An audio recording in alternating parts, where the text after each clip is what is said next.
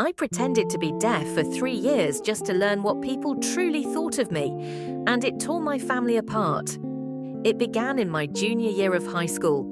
A serious ear infection left me unable to hear out of either ear for nearly 2 weeks.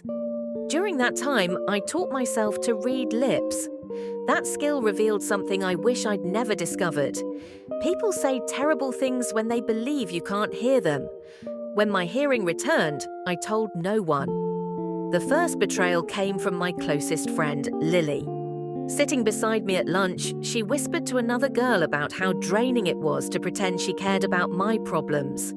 She rolled her eyes and mouthed that I was desperate for attention, while I stared forward, pretending not to notice. My family was even worse. At dinner, my mother would silently complain to my father that I was falling behind in life. He'd respond with phrases like, "She's just not like the others," or "She probably won't amount to much." They thought I was oblivious. The deepest cut came from my older sister, Claire. She was the pride of the family, top grades, team captain, early acceptance into an elite university. I believed we were close. I was wrong. One evening, Claire brought her boyfriend over to study. I sat in the living room, supposedly working on homework. From where I was, I could see them clearly at the kitchen table. Her boyfriend gestured toward me and asked if I was always that helpless. Claire laughed and replied that our parents treated me like a failure because I was their disappointment. She said it made her life easier. All expectations were on her, none on me. I kept my face blank, but inside I was taking notes. For 3 years, I documented everything. My parents joked with relatives about whether I'd even finish high school. A school counselor called me a lost cause to co-workers.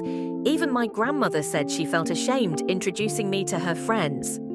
The breaking point came at Claire's graduation celebration. The entire family gathered to congratulate her on getting into medical school.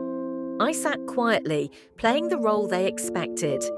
That's when I overheard my parents telling an uncle how relieved they were. At least one child turned out normal, my father said. They planned to spend all their savings on Claire's education and assumed I'd live on disability benefits. They had already decided my future for me.